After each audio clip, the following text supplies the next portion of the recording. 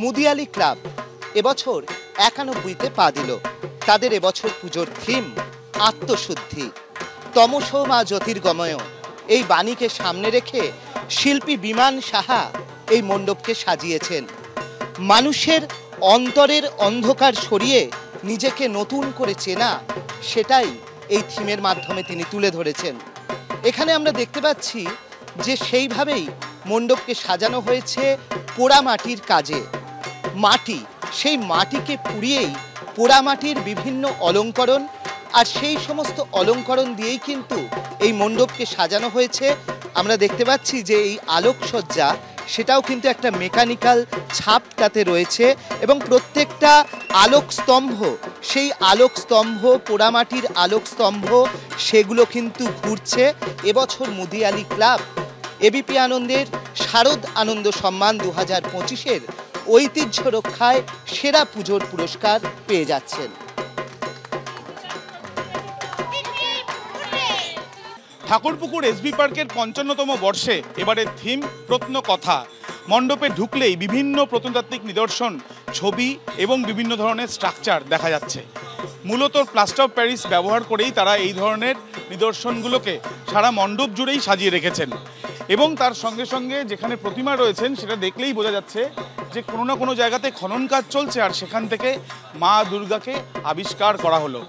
আর এই যে মণ্ডপ তৈরি করা হয়েছে মূলত পশ্চিম মেদিনীপুরের দাঁতনের, সেখানে মোগলমারিতে যে খনন কাজ চলেছিল, সেখানে বৌদ্ধ বিহারের যে আবিষ্কার, তাকে মাথায় রেখেই আরও বেশি করে যাতে এই ধরনের কাজের মাধ্যমে নতুন বা পুরনো এক হয়ে যায়, খননের যে কাজের পর প্রত্নতাত্ত্বিক নিদর্শন আরও সামনে আসে, সেই বিষয়টাকেই তারা তুলে ধরতে চেয়েছেন। শারদানন্দ 2025-এ প্রত্নভাবনায় এবারে সেরা এসবি পার্ক। কেন্দুয়া শান্তি সংঘ এবছর এই পুজো 52-এ পা দিল।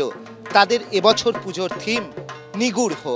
শিল্পী সুশান্ত শিবানী পাল কি ফুটিয়ে তুলেছেন তারা, শিল্পীর থেকেই জেনে নেব কি বোঝাতে চেয়েছেন। এখানে এক রূপক যাত্রার মধ্যে দিয়ে দর্শককে এক ঐশ্বরিক দেবীর কাছে নিয়ে যাওয়া হচ্ছে, যেটা নিগূঢ়, যা মিস্টিক্যাল। অবশ্যই আমরা দেখতে পাচ্ছি সেই থিমের সঙ্গে সাজুজ্য রেখেই কিন্তু এখানে দেবী মূর্তি, তিনি হচ্ছেন শূন্যে ভাসমান, আর এখানে রয়েছে নিভু নিভু আলো এবং আলো ছায়ার খেলা। এই সব মিলিয়েই এবছর এবিপি আনন্দের শারদ আনন্দ সম্মান 2025-এর কল্পভাবনায় সেরা পুজোর পুরস্কার পেয়ে যাচ্ছে কেন্দুয়া শান্তি সংঘ। কাশী বসলেন এবছর তার থিমের নাম দিয়েছিল পাকদণ্ডী। আমি যখন চারপাশ দেখব হচ্ছে গোটা এলাকা জুড়ে লীলা মজুমদারকে উদযাপন করা হয়েছে মণ্ডপ জুড়ে। শিল্পী অনির্বাণ দাস যেভাবে মণ্ডপ ভেবেছেন, লীলা মজুমদারের যে বিভিন্ন শিশু সাহিত্য, সেটাই কিন্তু মণ্ডপের বিভিন্ন অংশ জুড়ে দেখা যাচ্ছে।